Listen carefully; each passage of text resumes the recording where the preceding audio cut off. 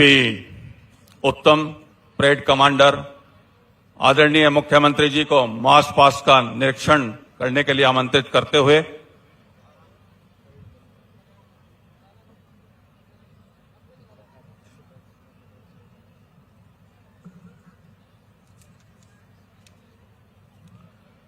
तीन रंगों के तिरंगे का सम्मान सबके दिल में है, देश पर मर मिटे यह अभिमान सबके दिल में है। कौन कर सकता है हमको एक दूसरे से जुदा, धड़कनों की तरह हिंदुस्तान सबके दिल में है। गौरवशाली हरियाणा के गौरव माननीय मुख्यमंत्री श्री नायब सिंह सैनी जी मार्च पास्ट का निरीक्षण करने के लिए आगे बढ़ते हुए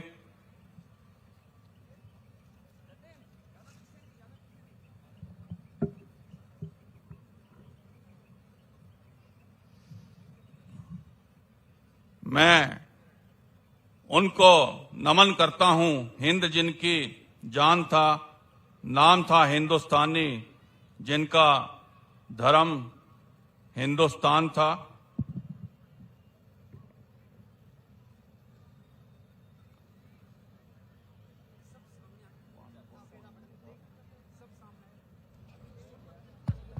माननीय मुख्यमंत्री जी सभी नागरिकों का अभिनंदन स्वीकार करते हुए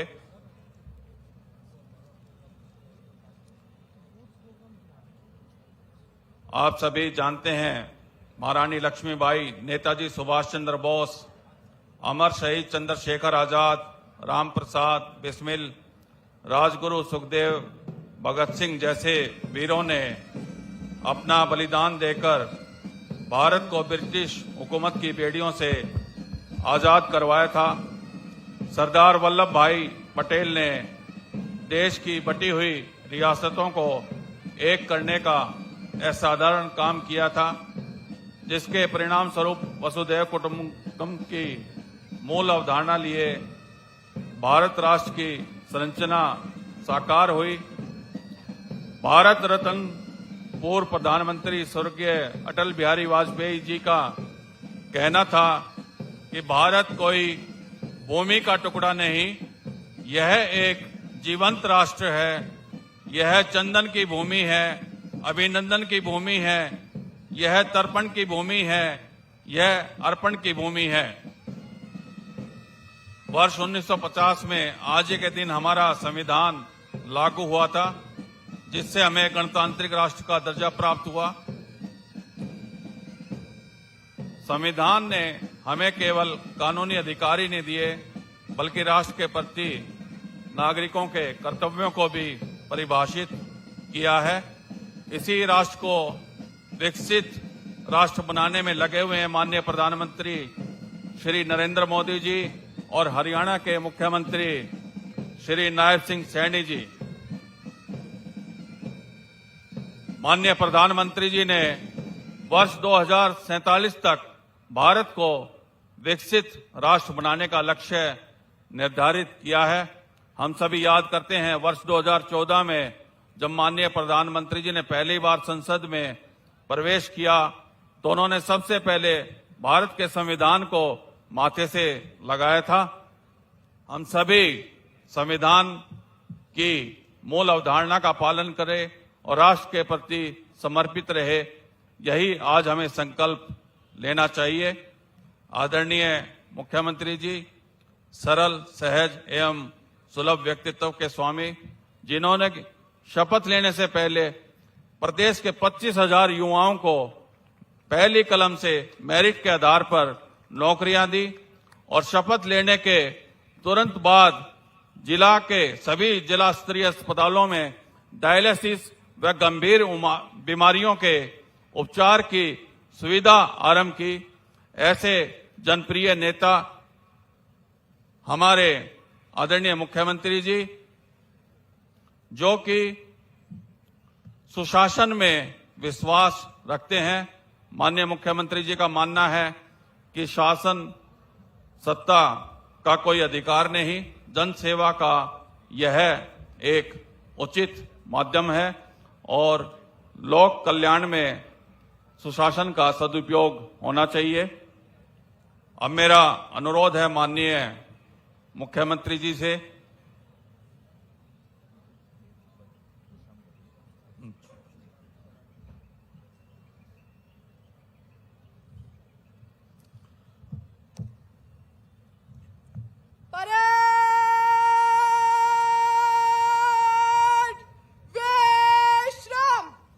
मैं परेड कमांडर एएसपी उत्तम जी का आभार व्यक्त करता हूं कि उन्होंने मार्च पास्ट का निरीक्षण करवाया।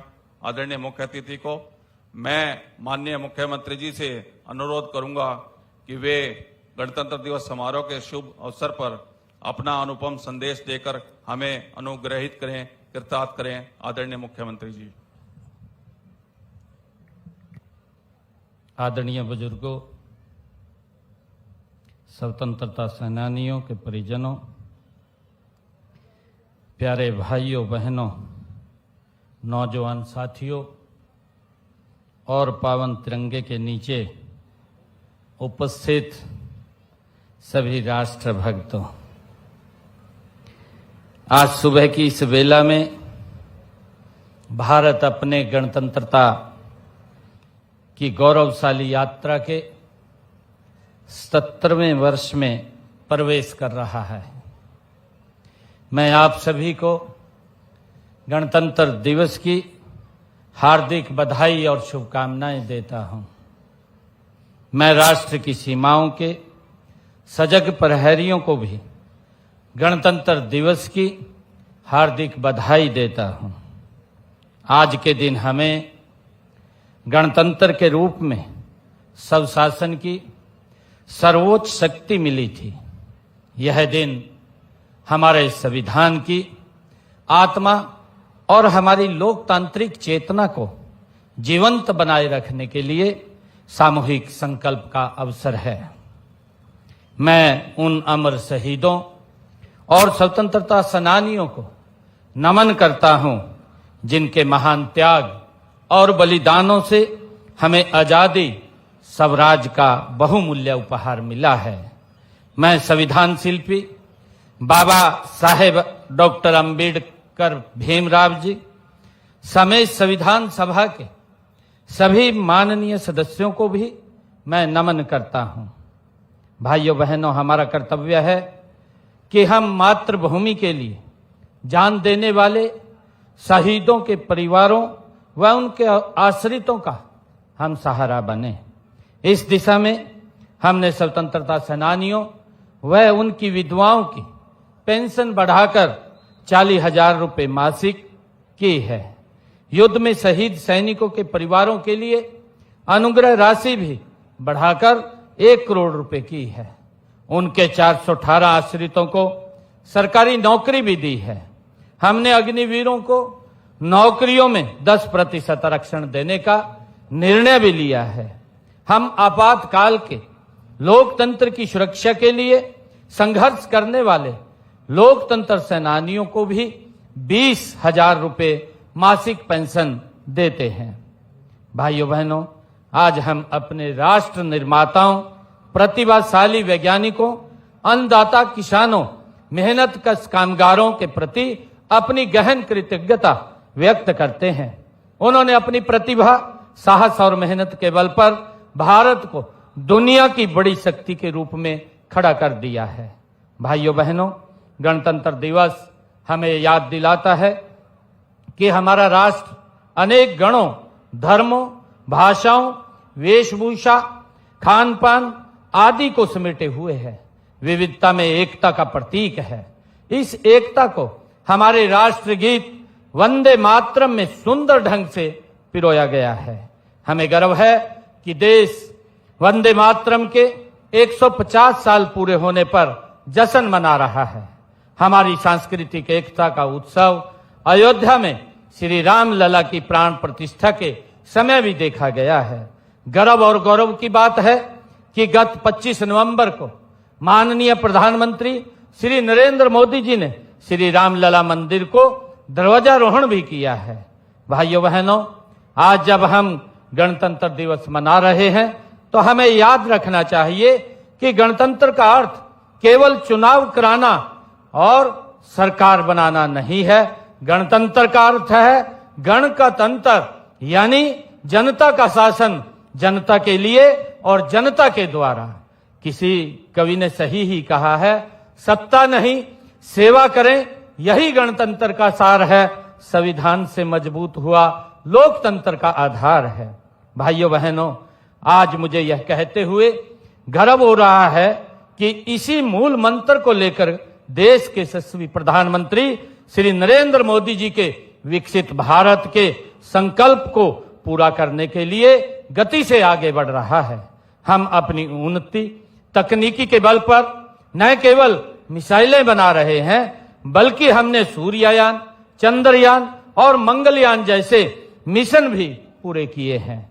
भाइयों बहनों, मई 2025 में ऑपरेशन सिंदूर के दौरान भी दुनिया ने हमारी स्वदेशी तकनीक और हथियारों की ताकत देखी है। यही नहीं, हमारी सेना ने ऑपरेशन महादेव चलाकर पहलगाम के गुनाहगारों को उनकी करनी की सजा भी दी है। भारत के यशस्वी प्रधानमंत्री नरेंद्र मोदी जी के दूरदर्शी व कुशल नेतृत्व में दुनिया की चौथी बड़ी आर्थिक शक्ति बन गया है। प्रधानमंत्री जी ने विकसित भारत व आत्मनिर्भर भारत की दिशा में एक और महत्वपूर्ण कदम बढ़ाते हुए जीएसटी सुधार लागू किए हैं। भाइयों बहनों, आज हमारा रक्षा क्षेत्र आत्मनिर्भरता की दिशा में तेजी से आगे बढ़ रहा है। मेक इन इंडिया और स्वदेशी अभियान ने हमें आयातक से निर्यातक राष्ट्र की ओर अग्रसर किया है। अंतरिक्ष रक्षा, सेमीकंडक्टर, ग्रीन एनर्जी और एआई जैसे क्षेत्र में हमारी उपलब्धियां उल्लेखनीय हैं। भाइयों बहनों, माननीय प्रधानमंत्री नरेंद्र मोदी जी ने श्रमिकों के कल्याण और गांव के विकास में एक और ऐतिहासिक कदम उठाते हुए विकसित भारत जी राम जी योजना शुरू की है। प्रिय प्रदेशवासियों, राष्ट्र की इस प्रगति यात्रा में हरियाणा प्रदेश का भी महत्वपूर्ण योगदान रहा है। मैं बताना चाहूंगा कि हरियाणा देश के क्षेत्रफल का मात्र 1.34% और जनसंख्या का 2.09%, लेकिन आज देश की जीडीपी ने हमारा योगदान 3.7% है। हरियाणा 3,53,000 रुपए प्रति व्यक्ति के साथ देश के बड़े राज्यों में प्रथम स्थान पर है। भाइयों बहनों, मुझे बताते हुए खुशी भी है कि हरियाणा प्रति व्यक्ति जीएसटी संग्रहण में देश में प्रथम स्थान पर है। State ease of doing business ranking में हरियाणा टॉप अचीवर्स कैटेगरी में ये शामिल है। उद्योगों को लॉजिस्टिक सुविधा देने हरियाणा देश में दूसरे तथा उत्तर भारत में ये पहले स्थान पर है।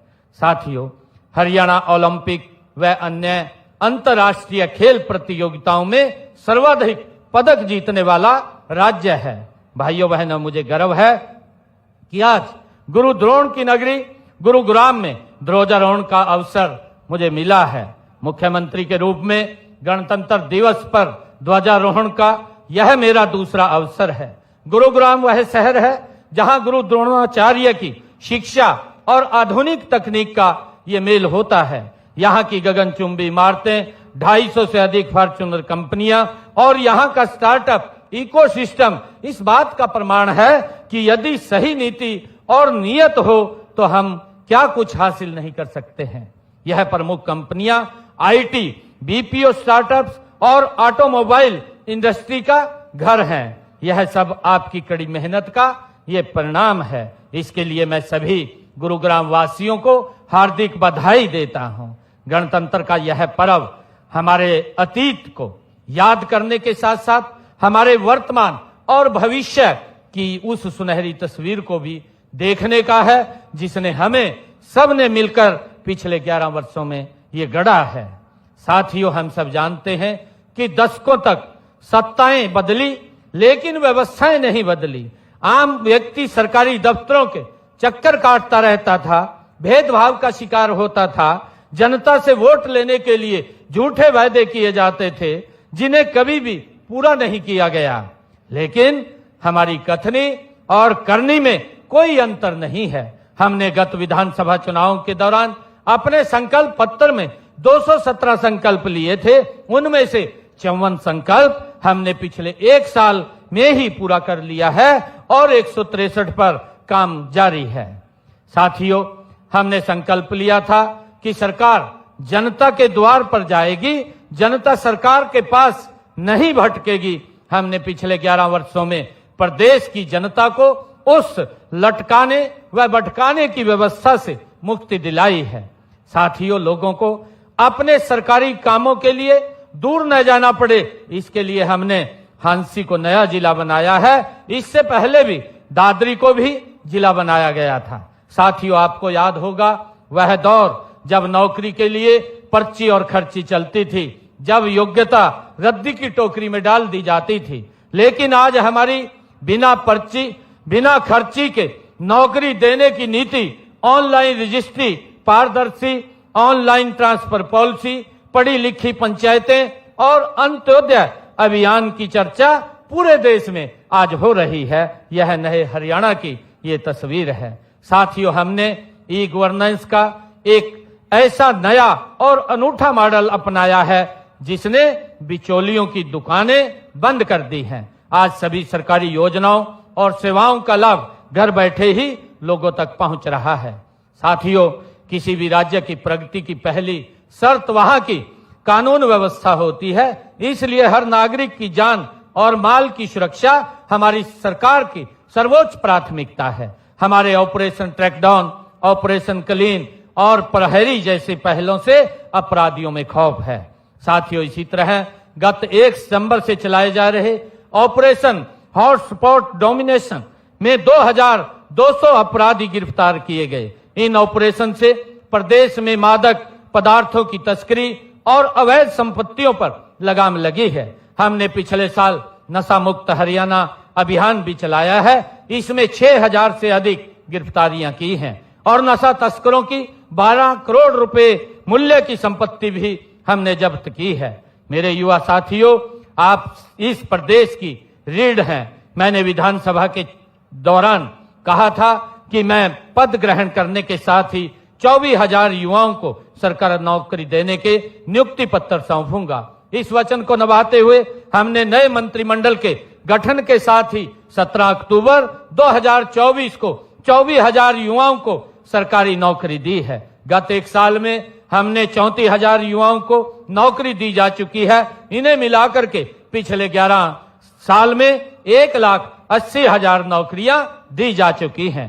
साथियों, हमने केवल सरकारी नौकरी ही नहीं बल्कि रोजगार सुरक्षा पर भी काम किया है। हमने कानून बनाकर हरियाणा कौशल रोजगार निगम के तहत कार्यरत युवाओं के भविष्य को भी सुरक्षित किया है।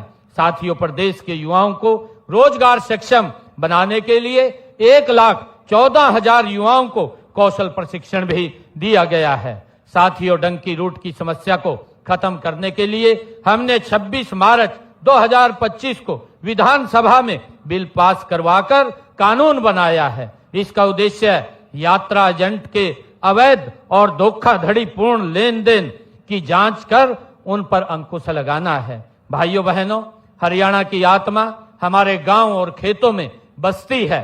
किसान हित हमारी नीतियों के केंद्र में है और सदैव रहेगा। आज हरियाणा देश का एकमात्र ऐसा राज्य है जहां किसानों की 24 फसलों की खरीद न्यूनतम समर्थन मूल्य पर की जा रही है। तो यह मेरे किसान भाइयों के पसीने का सम्मान है।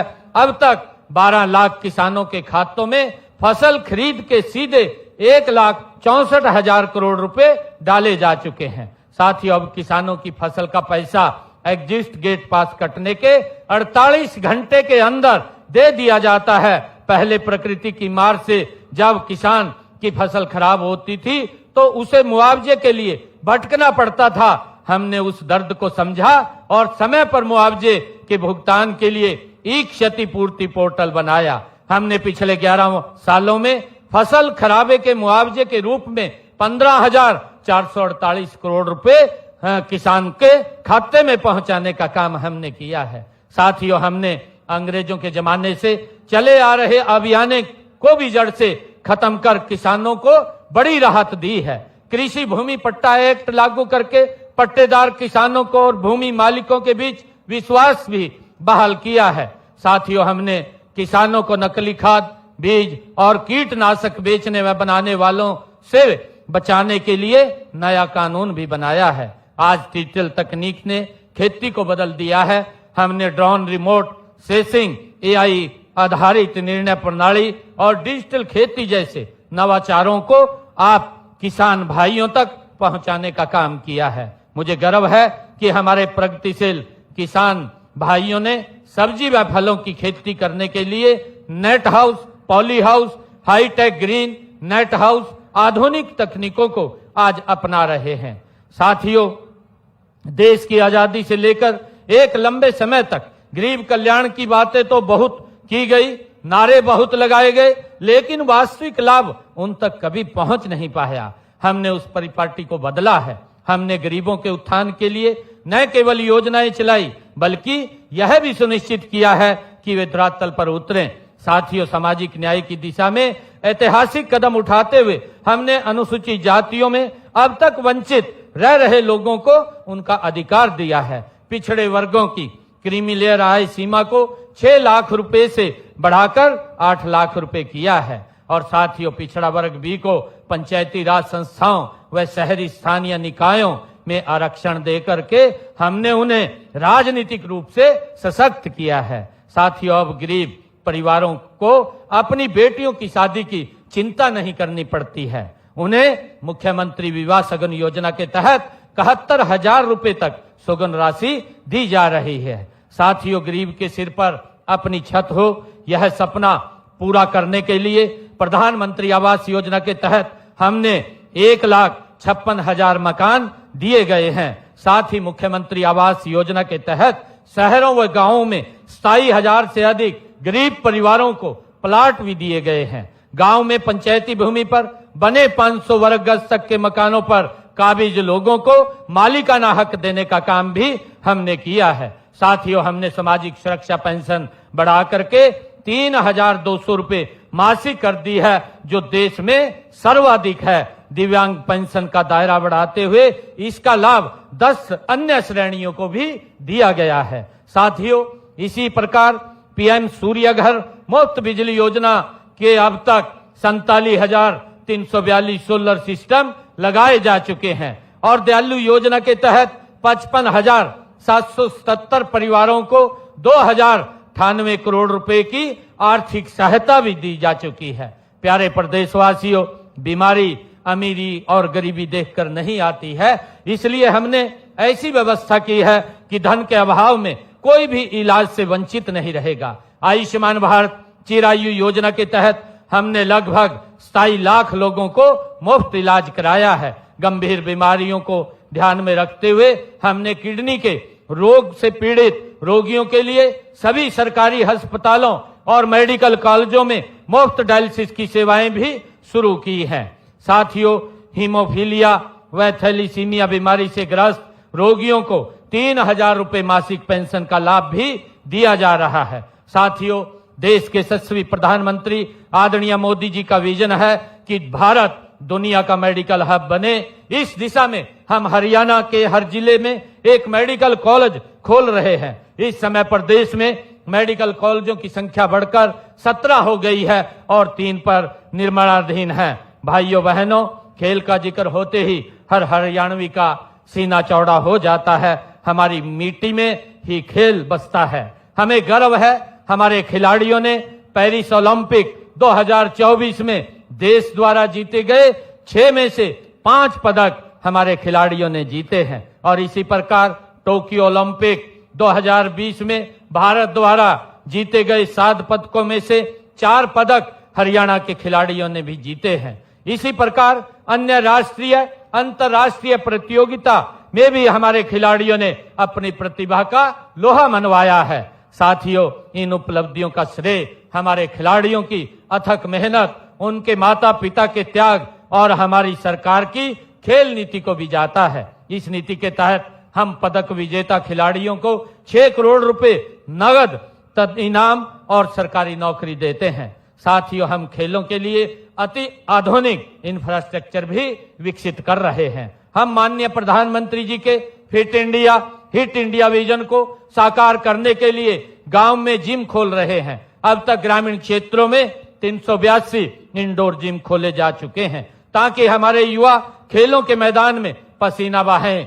माताओं बहनों, आपकी भागीदारी के बिना विकसित भारत, विकसित हरियाणा की कल्पना अधूरी है। यह नारी शक्ति का दशक है और यह दशक भारत की दिशा तय करेगा। इसलिए आपका स्वस्थ, सुरक्षित और सशक्त होना जरूरी है। आदरणीय माताओं बहनों, हमने बहन बेटियों को आर्थिक रूप से सशक्त करने के लिए दीनदयाल लाडो लक्ष्मी योजना वो शुरू की है। इसके तहत उन्हें हर माह 2100 रुपए की वित्तीय सहायता दी जा रही है। अब तक 8,64,000 बहन बेटियों को 441 करोड़ रुपए की राशि दी जा चुकी है। गरीब महिलाओं को रसोई के धुएं और महंगाई से राहत देने के लिए हम हर महीने केवल 500 रुपए में गैस सिलेंडर दे रहे हैं। यह लाभ प्रदेश के लगभग 15 लाख परिवारों को मिल रहा है। गांव के विकास में महिलाओं की भागीदारी सुनिश्चित करने के लिए हमने उन्हें पंचायती राज संस्थाओं में 50% प्रतिनिधित्व दिया है। हम महिलाओं को आर्थिक आजादी के लिए अब तक 2,34,000 महिलाओं को हमने लखपति दीदी बनाया जा चुका है। तकनीकी के क्षेत्र में भी हमारी बहनें पीछे नहीं है। ड्रोन दीदी योजना में 100 महिलाओं को मुफ्त ड्रोन व प्रशिक्षण दिया जा चुका है।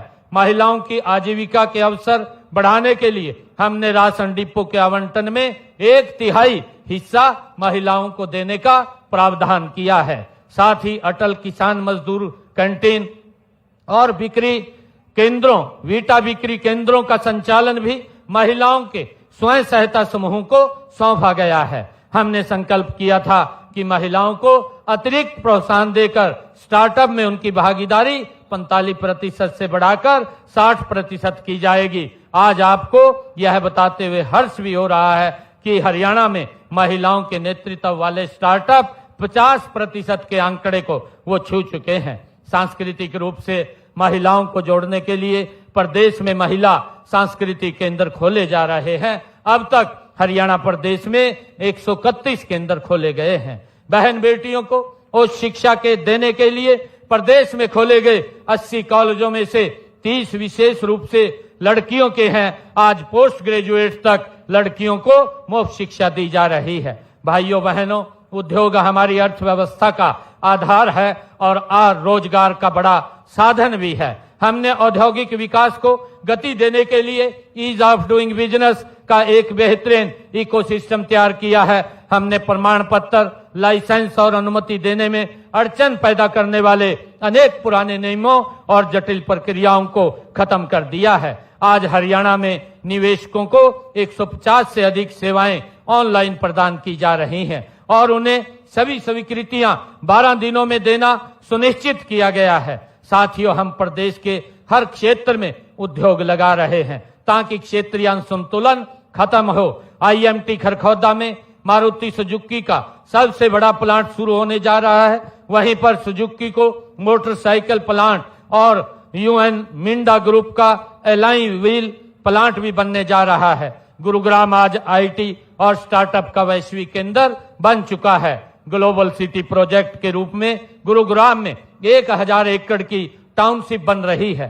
साथियों, नारनौल में लॉजिस्टिक हब, हिसार में मैन्युफैक्चरिंग क्लस्टर और सोहना में इलेक्ट्रॉनिक्स पार्क विकसित किया जा रहा है। हमारी प्रोत्साहन योजनाओं का ही परिणाम है कि आज हरियाणा देश विदेश के निवेशकों की पहली पसंद बन गया है।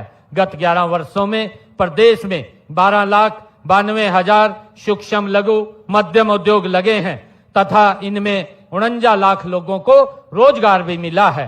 प्रदेश में मुख्यमंत्री शहरी स्वामित्व योजना के तहत 20 साल से अधिक समय से दुकानों व मकानों की मलकियत पर उन पर काबिज व्यक्तियों को उन्हें दी गई है। साथियों, हमारे व्यापारी भाइयों को अभी प्रदेश के विकास में महत्वपूर्ण स्थान है। हमने उनके हित में ई रिफंड, करादान के क्षेत्र में ई पंजीकरण और टैक्स की ई अदायगी और एवं रिटर्न की फाइलिंग, ई निविदा और सी फार्म जारी करने की ऑनलाइन सुविधा भी शुरू की है। भाइयों बहनों, हम मानते हैं कि प्रदेश का विकास का मार्ग गांव की गलियों से होकर गुजरता है। ग्राम विकास में तेजी लाने के लिए हमने ग्राम पंचायतों द्वारा बिना टेंडर के काम करवाने की लिमिट लगभग 5 लाख रुपए से बढ़ाकर 21 लाख रुपए कर दी है। हमने संपत्तियों के सालों चले विवादों को खत्म करने के लिए सभी गांवों को लाल डोरा मुक्त बना दिया है। साथियों, बिजली के क्षेत्र में ऐतिहासिक सुधार करते हुए प्रदेश के 6000 से अधिक गांवों में हमारा गांव जगमग गांव योजना के तहत 24 घंटे बिजली दी जा रही है। साथ ही सभी 30 लाख से अधिक ग्रामीण घरों में नल से स्वच्छ जल पहुंचाया गया है। स्वच्छता ही सेवा के मंत्र पर चलते हुए गांव में कूड़े कचरे के निपटान के लिए 6183 ठोस और 2582 तरल कचरा प्रबंधन परियोजनाएं भी शुरू की गई हैं। गिरते भूजल स्तर को सुधारने के लिए 2088 अमृत सरोवर बनाए गए हैं, जो जल संरक्षण की दिशा में मील का पत्थर साबित होंगे। साथियों, शहरों में विकास कार्यों को गति देने के लिए शहरी स्थानीय निकायों की शक्तियों का विकेंद्रीकरण किया गया है। मेयर के चुनाव को प्रत्यक्ष करवाना शुरू किया है। इससे जनता की सीधी भागीदारी बढ़ी है। साथियों, फरीदाबाद करनाल को स्मार्ट सिटी बनाया जा रहा है। गुरुग्राम, फरीदाबाद, सोनीपत, हिसार और पंचकुला के समग्र विकास के लिए मेट्रोपॉलिटन डेवलपमेंट अथॉरिटी का गठन किया गया है। साथियों, हमने शहरों की पुरानी आबादी के रिहायशी मकानों पर विकास शुल्क को भी खत्म किया है। हमारा प्रयास है कि नागरिकों को सभी शहरी सुविधाएं आसानी से मिले। इसके लिए हमने ऑनलाइन बिल्डिंग प्लान अप्रूवल से लेकर संपत्ति करके डिजिटलीकरण तक हर प्रक्रिया को सरल बनाया है।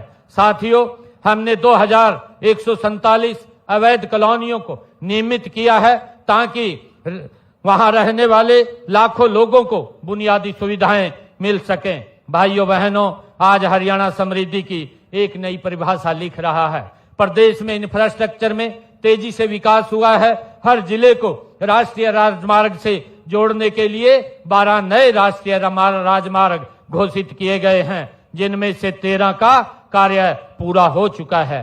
साथियों, महाराजा अग्रसेन हवाई अड्डे से हवाई सेवाएं शुरू की गई हैं, जिससे हिसार और आसपास का क्षेत्र अब सीधे हवाई नक्शे पर आ गया है। हिसार से अयोध्या, दिल्ली, जम्मू कश्मीर और जयपुर के लिए सीधी उड़ान शुरू हो चुकी है। साथियों, माननीय प्रधानमंत्री नरेंद्र मोदी जी द्वारा 6230 करोड़ रुपए की लागत से बनने वाले रिठाला से कुंडली मेट्रो कॉरिडोर का शिलान्यास किया गया है, जो कनेक्टिविटी और अधिक सुगम बनाएगा। शिक्षा के इंफ्रास्ट्रक्चर को मजबूत करते हुए क्लस्टर अप्रोच के तहत सभी क्षेत्रों में पर्याप्त संख्या में स्कूल और 20 किलोमीटर के दायरे में एक कॉलेज खोला गया है।